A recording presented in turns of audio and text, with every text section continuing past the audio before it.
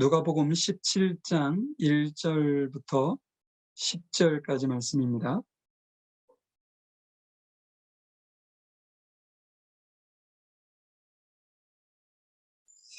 제가 읽어드리도록 하겠습니다. 예수께서 제자들에게 이르시되 실족해 하는 것이 없을 수는 없으나 있게 하는 자에게는 화로다.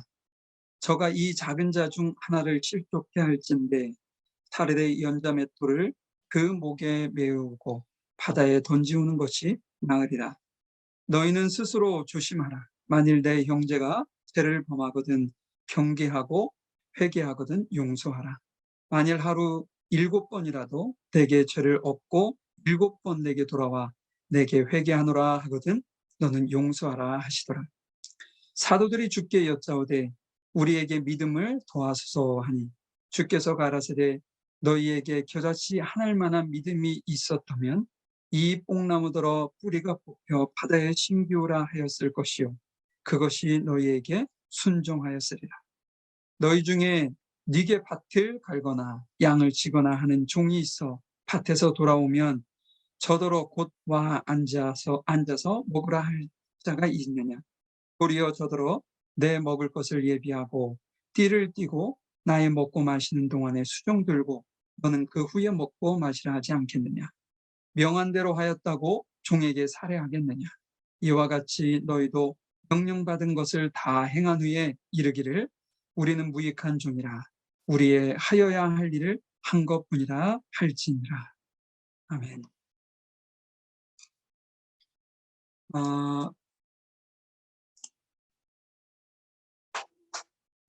이 말씀 전에 부자와 나사로 이야기가 있었습니다. 2주 전에 저희들이 그 말씀을 나눴었는데 여러분들이 기억하실 겁니다. 나사로라는 그 단어의 의미가 하나님이 도우시는 자라고 제가 말씀을 드렸었는데 하나님의 도우심 없이 우리가 살 수 없음을 우리가 알 때 진정으로 주님만을 의지하고 저희가 살아갈 수 있는 것이죠. 오늘은 네 가지 종의 자세, 태도, 이렇게 얘기할 수도 있는데요. 그런 제목으로 여러분들과 잠시 말씀을 나누려고 합니다. 성경에서는 하나님께서 우리를 부르시는 어떤 다양한 명칭들이 있었습니다. 여러분들도 잘 아시겠지만, 하나님의 자녀, 혹은 하나님의 백성, 그리스도의 제자, 그리스도의 종, 성도, 일꾼, 그리스도의 지체, 여러 가지죠. 이렇게 다양하게 우리를 이렇게 호칭하는 호칭들이 있었는데 이 모든 어떤 표현들은요, 우리가 누구냐, 다시 말해서 우리의 정체성을 말해주는 어떤 표현들이거든요. 내가 누군지 정확하게 아는 사람은 신분에 맞는 혹은 격에 맞는 삶을 살게 돼 있는 것이죠. 그렇기 때문에 우리가 하나님께 어떤 사람으로 서 있는 것이냐, 이것을 아는 것은 너무나도 중요하다는 것이죠.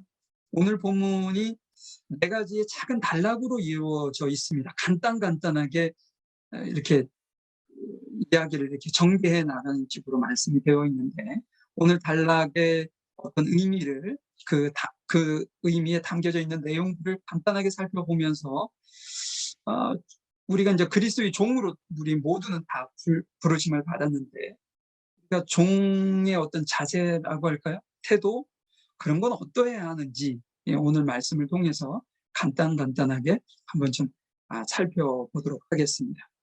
우리 1절 말씀 보도록 하죠. 예수께서 제자들에게 이르시되 실족해 하는 것이 없을 수는 없으나 있게 하는 자에게는 화로다. 저가 이 작은 자 중에 하나를 실족해 할진대 차라리 연자맷돌을 그 목에 메이고 바다에 던지우는 것이 나으리라. 여기서 첫 번째 제자 그 종의 어떤 자세, 태도를 이야기하고 있는데 그것이 뭐냐면 여기서 실족이라는 표현을 쓰고 있는데 실족하지 않게 스스로 조심하는 태도를 자세를 우리에게 말씀하고 있습니다. 작은 자 중 하나를 실족하게 한다. 이것이 무슨 의미냐면 우리가 이렇게 쉽게 내뱉을 수 있는 어떤 말이나 그런 어떤 행동들, 그것을 통해서 주변에 있는 이웃들이나 가족들이나 어떤 사람이 되었든 주변에 있는 사람들을 죄를 짓게 한다든지 어떤 상처를 준다든지 그 어떤 오는 길에서 이탈, 어떤 신앙을 버리고 떠나가는 것도 다 이곳에 포함이 되겠죠. 그런 것을 하는 어떤 행동, 말, 그런 것들을 의미합니다.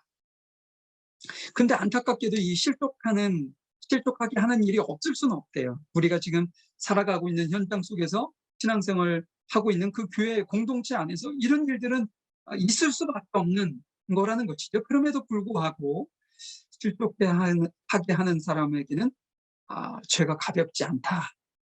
그 죄가 얼마나 엄중한지 오늘 본문에서는 그 어떤 방앗간에서 곡식을 빻는 데 사용하는 회전형 어떤 맷돌, 제가 어렸을 때는 가정마다 다 맷돌이 있었던 것 같아요. 사람 손으로 이렇게 돌릴 수 있을 정도의 작은 크기의 어떤 맷돌들, 저희 할머니가 거기다 콩도 갈고 막 이랬던 것이 이제 기억이 나는데요. 그런 어떤 회전형 맷돌, 그것과는 어떤 비교할 수 없을 만큼 그 규모가 크고 엄청나게 커서 소나 말의 힘을 빌리지 않으면 사용할 수 없는 그 맷돌을 목에 메우고 바다에 던져오는 것이 더 낫겠다라는 어떤 조금 어떻게 보면 과격한 표현을 통해서 예수님께서 우리에게 말씀을 하고 있다는 것이죠. 예수님께서는 이 실족해 하는 부분을 그렇게 엄중하게 바라보고 있다는 것을 우리에게 말씀을 해주시는 것입니다. 그러면 예수님께서 이 말씀을 통해서 우리에게 전달하고자 하는 그 의도는 무엇일까라는 거예요. 의도. 실은 우리가 이제 살아가고 있는 이 세상에는 다 마찬가지죠.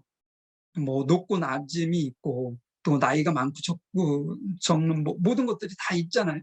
동일하게 똑같이 이렇게 보지 못하는 거죠. 근데 그 당시의 사회에서는 이렇게 신분의 어떤 격차라고 할까요? 그것이 아주 엄중했기 때문에 신분이 낮은 사람들에 대해서는 하찮게 여겼던 그런 어떤 모습들이 있었습니다. 그래서 오늘 본문에 언급되어 있는 이 말씀은 뭐냐? 너희들 눈에 혹시 지금 현재 네 앞에 있는 사람이 아주 작게 보이고 사회적으로 내세울 것이 없는 사람으로 보이고 연약해 보이고 볼품없어 보이고 우리가 이제 그 몇 주에 걸쳐서 계속 그 비유의 말씀을 들었잖아요. 그 비유에 등장하는 천대받고 멸시받았던 세리와 죄인들처럼 내 눈에 보일지라도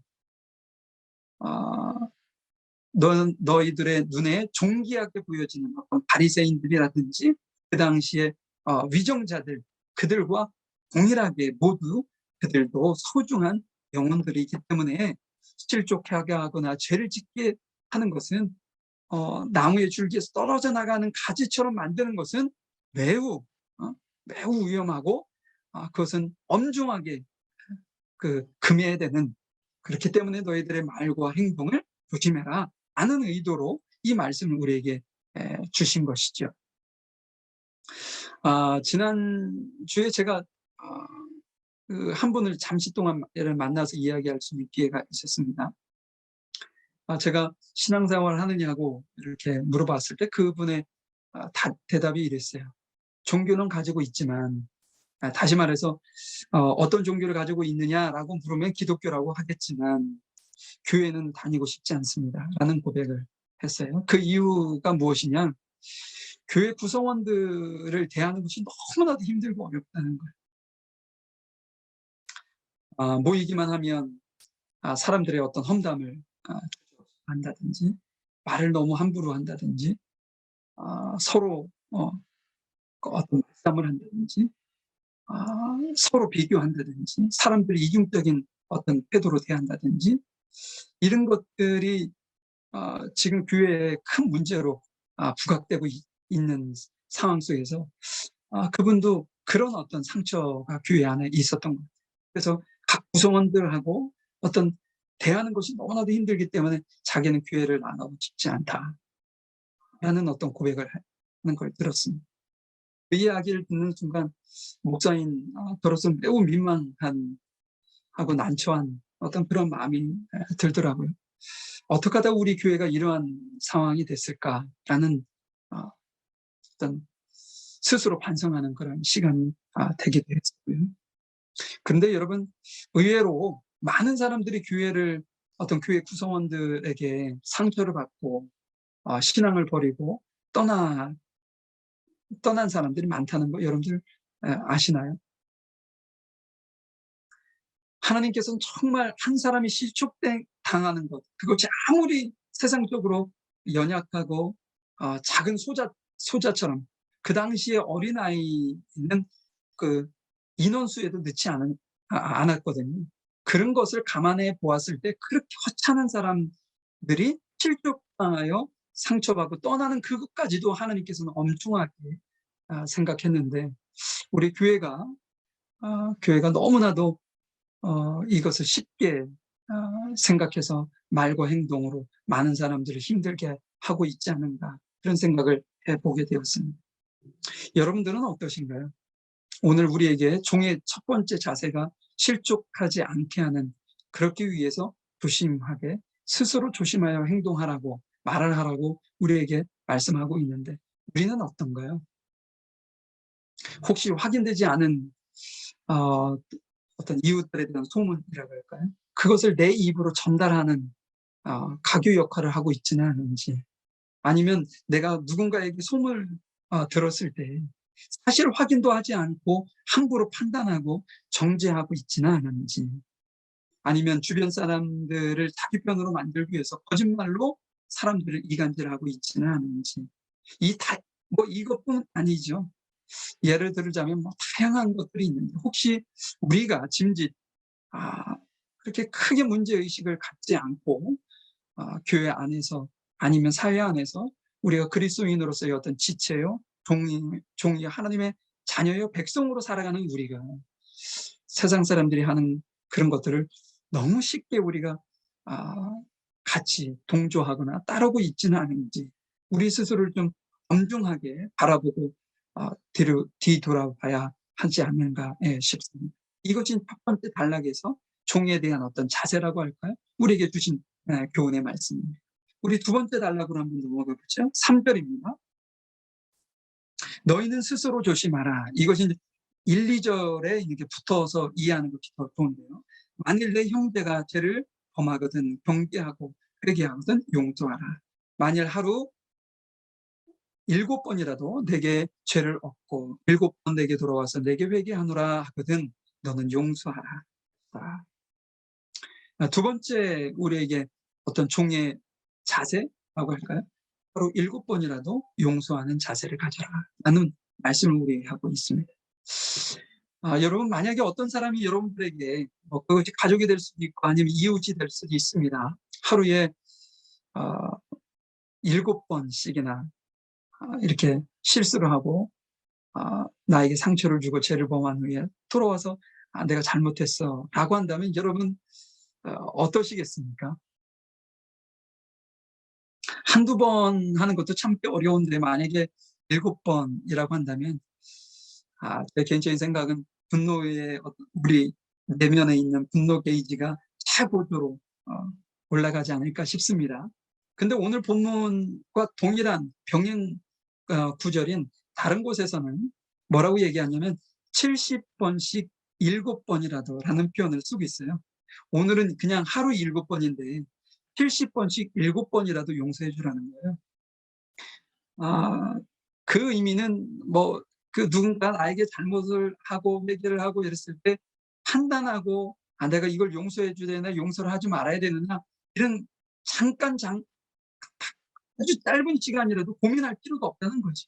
마치 용서해 줄 어떤 준비라고 할까요? 그것을 하고 대기하고 있는 것처럼 느껴지는 표현을 우리에게 말씀하고 있습니다. 여러분, 우리 기독교를 세상에서는 사랑의 종교라고 얘기를 하죠. 불교를 답이라고 한다면 우리 기독교를 사랑의 종교라고 얘기하는데, 왜 우리가 사랑의 종교인지 아십니까? 우리 기독교 안에는 용서가 있는 종교이기 때문에 그렇다는 거죠. 죄를 범한 사람에게 그 어떤 죄값을 묻는 것은 어찌 보면 너무나도 당연하고 필요하겠지만 회개하고 돌아왔을 때 우리 기독교에서는 하나님은 용서해 주기를 말씀하고 있다는 거죠. 용서에는 보복이 없습니다. 예수님의 마음으로 포용하고 생명을 살리는 것이 이제 이 용서가 결국 사용되어지는 거죠. 예수님도 이 땅에 오셔서 우리가 어떤 액션을 하거나 어떤 회개를 하거나 이것이 아니라 일반적으로 먼저 우리를 용서하셨다는 것 여러분들 다 아실 겁니다. 그러기 위해서 십자가에 피 흘려 돌아가셨죠. 여러분 출애굽 사건을 여러분들 잘 아실 텐데 출애굽하는 이스라엘 백성들이 노예에서 해방되기 전 하나님께서 이스라엘 백성들에게 무엇을 요구한 일이 있나요?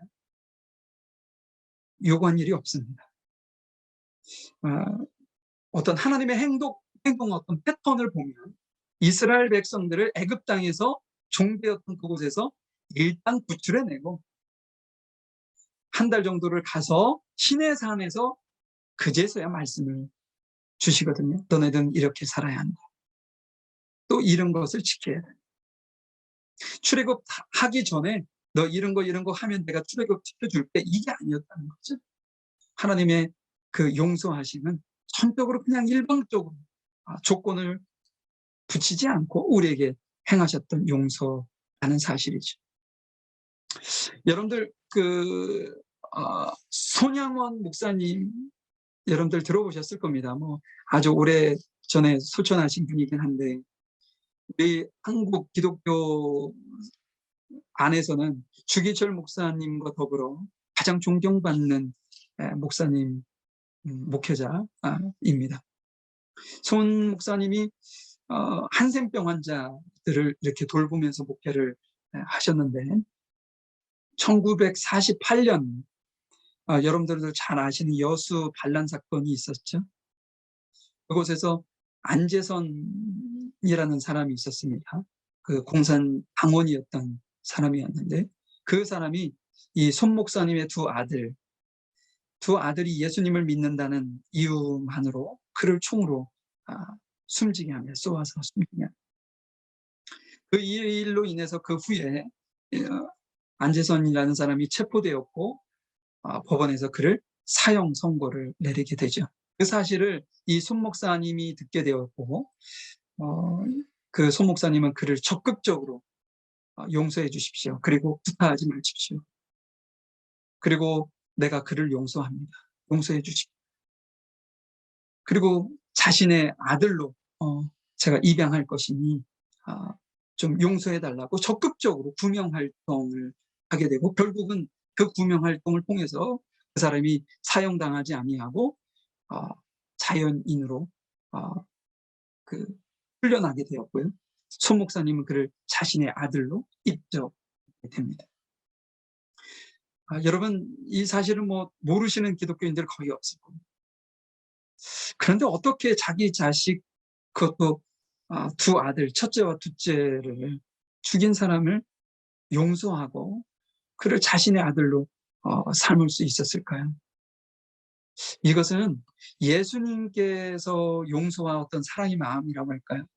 예수님께서 우리를 위해서 십자가에 돌아가신 그 어떤 마음을 그 소목사님 마음에 부어주시지 않았다면 결코 그 용서는 하지 못했을 것입니다. 제가 월간 좋은 생각이라는 어떤 그래서 진정 아름다운 사람이라는 어떤 제목의 글을 읽은 적이 있습니다. 제가 잠시 한번 좀 읽어드릴게요. 상대방의 욕심이 당신을 화나게 할 땐 너그러운 웃음으로 대갚아 주세요. 상대방의 거친 말투가 당신을 화나게 할 땐 부드러운 말씨로 대갚아 주세요. 상대방의 오만불순함이 당신을 화나게 할 땐 예의 바른 공손함으로 대갚아 주세요. 당신을 화나게 한 상대방은 하나 더 미움을 얻고 가련함이 더해지지만 당신은 하나 더 미움을 지우고 사랑이 더해집니다. 미움은 단지 순간의 실수일 뿐 지니고 있어야 할 의미가 전혀 없습니다. 용서함으로써 우리들은 성숙해져 갑니다. 미움은 늘 어딘가에 서성이고 있습니다. 미움에 지배받지 않기 위해서 우리는 용서하게 만드는 지우개가 필요합니다. 용서함으로써 지우개를 만드신 당신의 가슴 속에 채워진 것들 중 만약 미움을 지운다면 그만큼 당신은 무엇을 채우시렵니까? 이런 글을 제가 읽은 적이 있어요. 어떻게 보면 용서를 우리가 왜 해야 되는지 라는 내용을 조금 우리에게 부연해서 설명하고 있지 않은가 싶습니다. 두 번째, 용서라는 거죠. 종의 자세를. 근데 세 번째 단락으로 이어지면서 제자들이 이 이야기를 어떻게 이해했는지 한번 살펴보는 게 아주 우리에게 유익한데요. 5절 말씀을 보도록 하겠습니다. 사도들이 주께 여짜오되 우리에게 믿음을 더하소서. 지금 예수님께서는 용서하라고 말씀을 하셨어요. 그런데 왜 제자들은 더 큰 믿음을 요구했을까요? 좀 아이러니하지 않나요? 상식적으로 생각한다면 만약에 여러분들에게 누군가 당신은 용서하셔야 됩니다. 누군가를 이렇게 품고 여러분들에게 악의적으로 대했을지라도 용서하셔야 합니다. 라고 들었을 때 여러분들이 그 삶을 실천하려면 무엇이 필요합니까? 주님, 제가 용서하기를 원하는데 제 마음에 너그러운 마음과 사랑의 마음을 좀 주십시오. 이것이 기본적인 어떤 구해야 하는 당연한 거 아닐까요? 그런데 제자들은 그것이 아니고 더 큰 믿음을 구했습니다. 제자들은 믿음을 구했고 예수님은 무엇을 말씀하셨느냐? 그러니까는 제자들이 믿음을 구했던 것은 자신의 힘으로 용서할 수 없다는 사실을 그들이 알고 있었기 때문에 그렇게 믿음을 구했었던 것이죠. 실은 여러분, 용서는요, 내가 할 수 있는 것이 그거 아닙니다. 우리가 누군가가 우리에게 뭐 어떤 악의적인 행동을 했었을 때 여러분, 내가 당신을 용서합니다. 말은 쉽게 할 수 있지만 우리 안에 있는 어떤 감정까지도 깨끗하게 용서의 마음으로 지운다는 거 쉽지 않습니다. 입으로 오늘은 내가 용서한다 말하지만 어느 순간 이렇게 마치 물에 가라앉아 있던 물이 물을 잠깐만 동하게 하면 밑에 있던 가라앉아 있던 것이 다시 올라와서 예전의 모습이 드러나는 것처럼 우리 안에 이 용서라는 문제가 그렇다는 거죠. 앞부분에 손 목사님이 그래서 존경받을 수 있는 사람 아닙니까? 그렇게 용서할 수 있는. 근데 제자들이 그 이야기를 들었을 때 이 용서의 문제는 믿음과 연관성이 있다라는 것을 그들이 알았기 때문에 주님, 저희들에게 믿음을 좀 하십시오 꼭 구했었던 것이죠. 어느 책에선가 제가 읽은 기억이 났는데 성도에게는 용서할 자격이 있는 것이 아니라 용서할 권리만 있을 뿐이다 라고 누가 표현을 했더라고요. 그 말씀을 읽는데 참 그렇구나 라는 생각을 하게 되었어요. 내가 의롭고 자격이 있어서 형제의 어떤 허물이라고 할까요? 나에게 악의적으로 대하는 것들을 용서할 수 있는 것이 아니라는 거죠. 우리 스스로 보아도 많은 사람들 앞에 허물 많고 또 누군가가 나에게 실수하는 것처럼 나 또한 누군가에게 실수하고 있거든요. 그 순간에도. 그렇기 때문에 내가 의롭고 자격이 있어서 형제의 어떤 허물을 용서할 수 있다는 것이 아니라는 거예요. 주님께서 우리를 일방적으로 용서하신 그 은혜를 입은 자로서 우리도 믿음으로 형제의 허물을 용서하는 권리를 행사할 뿐이다 하는 거죠. 그렇기 때문에 이 용서와 믿음은 뗄래야 뗄 수 없는 아주 긴밀한 연관성이 있다는 것입니다. 다음 단락을 한번 봐볼까요? 자, 6절입니다. 주께서 그들에게 이렇게 얘기합니다. 가라사대 너희에게 겨자씨 하나일 만한 믿음이 있었다면 이 뽕나무들어 뿌리가 뽑혀 바다에 튕기라 하였을 것이요 그것이 너희에게 순종하였으리라.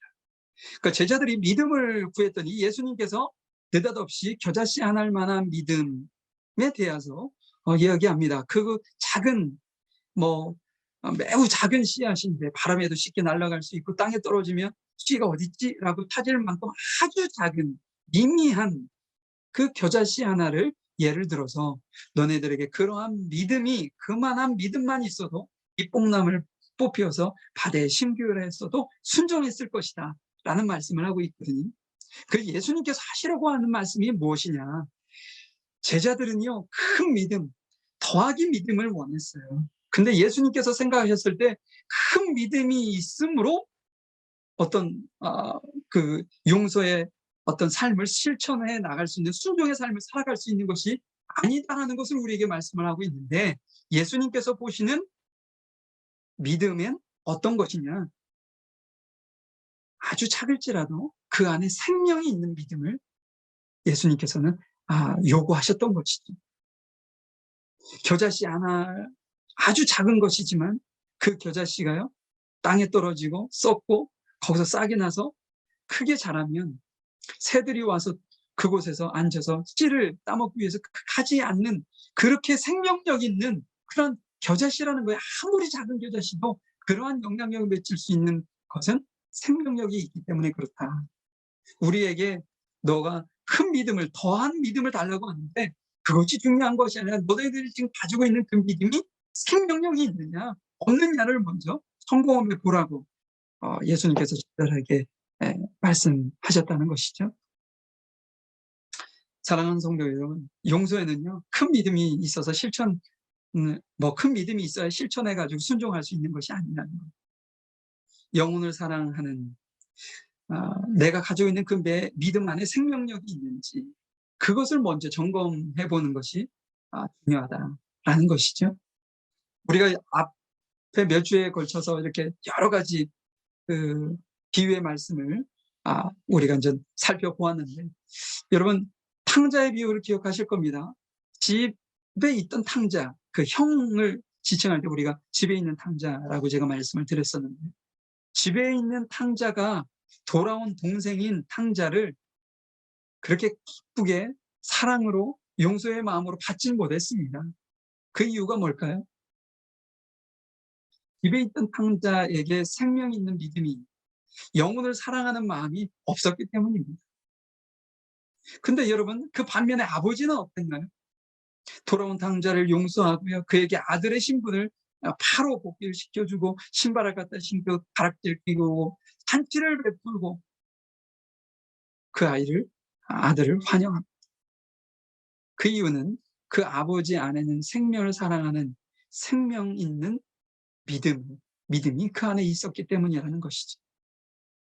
사랑하는 성도 여러분, 여러분들의 주변을 한번 보시죠. 여러분의 삶의 주변을 한번 점검해 보시죠.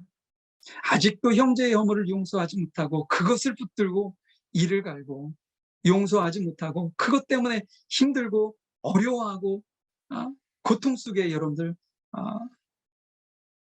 꼭 있지 않으신가요? 그렇다면 여러분은 집에 있는 탕자의 모습을, 그런 어떤 그 모습이 여러분들 안에 아직도 남아 있다는 사실입니다. 우리가 용서할 수 있는 어떤 그 힘은 어디에서 오느냐?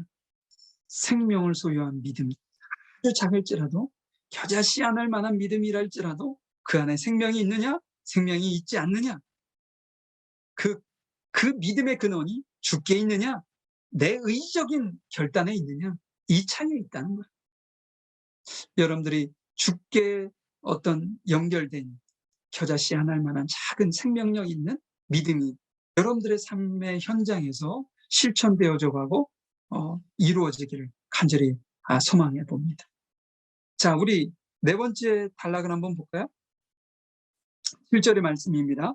너희 중에 네게 밭을 갈거나 양을 치거나 하는 종이 있어 밭에서 돌아오면 저더러 곧 와 앉아서 먹으라 할 자가 있느냐?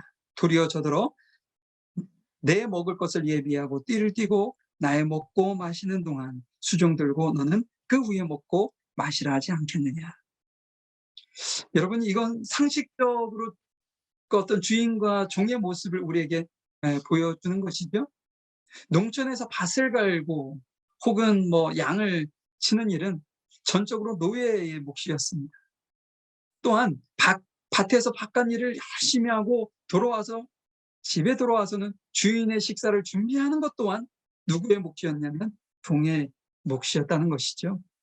하루 종일 일하고 집에 돌아왔을 때 그들이 얼마나 힘들었겠어요.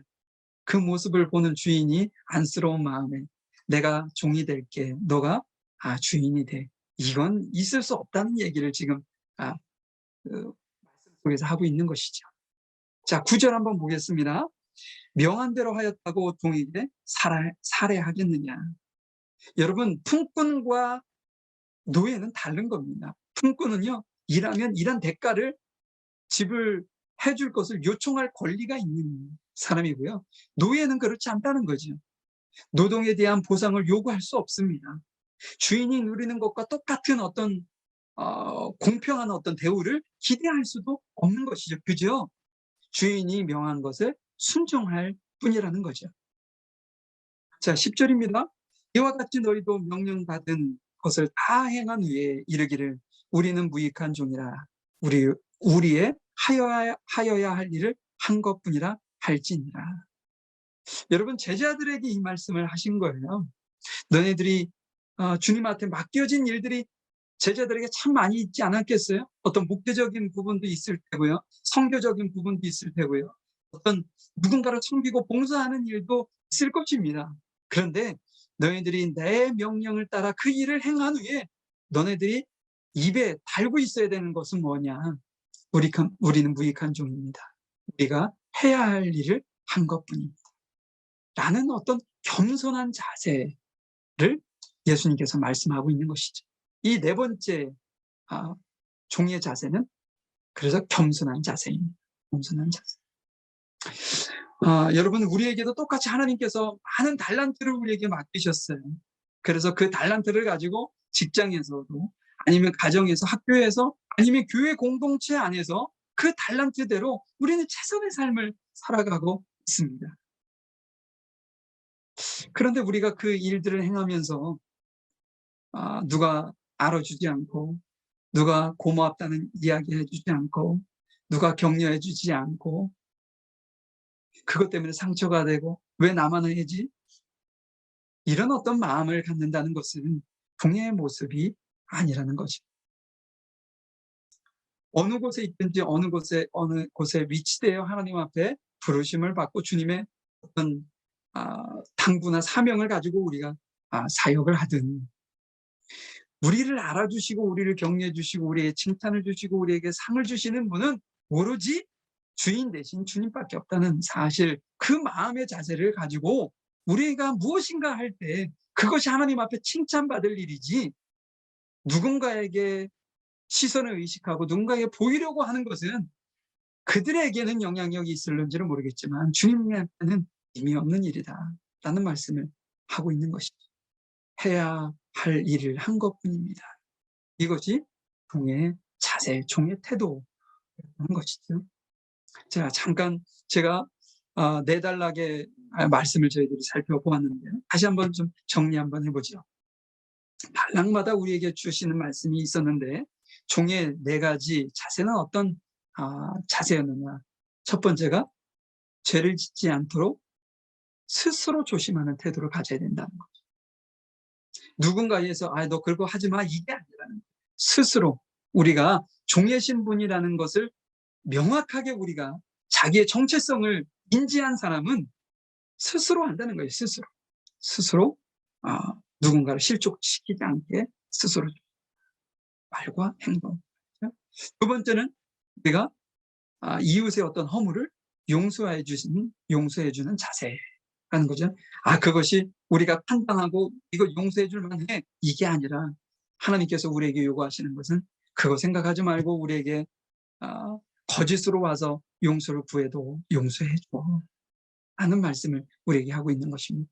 세 번째는 뭐냐? 그 용서해 줄 수 있는 힘이 어디에 근거하고 있느냐라는 것을 말씀해 주고 있는데, 그것을 예수님은 제자들은 큰 믿음, 내가 지금 믿음이 작아서 용서를 못하고 사는 거야 라고 생각을 하지만 예수님은 그게 아니라 겨자씨 하늘 만한 작은 믿음이 있을지라도 그것을 실천할 수 있다. 뭐냐? 생명 있는 믿음이 너희 안에 아주 작을지라도 그것만 있어도 그 말씀을 충분히 실천할 수 있다라는 이제 세 번째 태도를 우리에게 말씀해 줬고요. 맨 마지막으로는 어떤 종의 본분을 아는 어떤 겸손한 자세, 자신을 높이고 자신이 한 것을 누군가에게 드러내고 인정받는 그것이 아닙니다. 정말 많은 사람들이 눈치 못 챌 정도로 숨은 곳에서 겸손하게 저는 무익한 종입니다. 제가 할 바를 한 것뿐입니다. 라고 말할 수 있는 겸손한 어떤 태도, 자세를 우리에게 주고 있다는 것이죠. 여러분들 이 자세 네 가지 꼭 기억하실 수 있기를 바랍니다. 예수님께서 우리에게 당부하시는 말씀입니다. 이 또한 예수님께서 이 땅에 오셔서 하신 또한 모습이기도 하고요.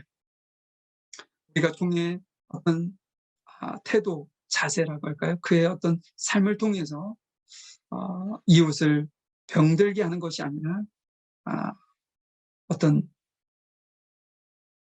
병들어 있고 힘들어하는 이들까지도 어떤 살리고 새로운 어떤 삶의 원동력과 힘을 보탤 수 있는 그런 어떤 종의 삶의 모습으로 우리가 가정에서, 직장에서 우리가 처해 있는 모든 공간 안에서 그렇게 할 수 있다면 이 모든 것이 주님께서 우리를 종으로 부르신 그거에 대한 아주 귀한 열매가 우리의 삶 속에서 일어나리라 확신합니다. 여러분들의 삶 속에 또한 제 삶 속에 이 모든 일들이 온전하게 이루어지기를 간절히 주님의 이름으로 축원드립니다. 기도하겠습니다. 사랑과 은혜가 풍성하신 아버지 하나님, 주님께서 저희들을 하나님의 자녀로, 하나님의 백성으로, 하나님의 일꾼으로, 하나님의 어떤 종으로, 그리스도의 몸으로 혹은 지체로 주님께서 저희들을 불러주셨고 저희들을 그렇게 지칭하면서 우리의 어떤 정체성을 정립하게 하셨던 주님, 오늘은 주님께서 저희들에게 종은 어떠한 자세를 가져야 되는지 저희들에게 말씀해 주셨고 또한 그런 어떤 삶을 살기를 저희들에게 요구하시고 그 어떤 교훈을 주셨던 주님, 저희들이 우리가 종이라는 신분을 저희들이 잊지 아니하고 어떻게 하면 종의 신분을 주 앞에 주인 되신 주님을 잘 섬기며 나아갈 수 있는지 우리가 가정 안에서부터 우리가 일하고 있는 직장 그 모든 공간 안에서 이 모든 일들을 온전하게 이룰 수 있도록 우리 귀한 성도들에게 은혜를 베풀어 주시고 주님의 마음을 품게 하시고 주님의 마음에 순종할 수 있는 그런 은혜를 저희 모두에게 허락해 주셔서 하나님의 영광을 온전하게 드리는 저희들이 되어줄 수 있도록 인도해 주시옵소서. 함께 하시고 인도하시는 주께 감사하며 사랑 많으신 예수님의 이름으로 기도하였습니다. 아멘.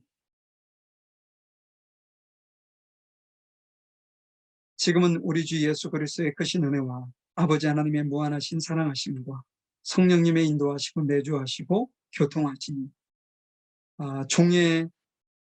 종으로 부르심 받은 저희들의 어떤 정체성을 온전하게 확립하고 종의 삶으로 주님 앞에 온전히 살아가기를 원하는, 그래서 주인 되신 주님의 영광을 온전하게 높여드리기를 원하는 우리 귀한 성도들의 머리 위와 이들의 가정과 사업 등 일터 위에 또한 학업 위에 지금부터 영원히 함께 하시기를 간절히 축원하옵나이다. 아멘.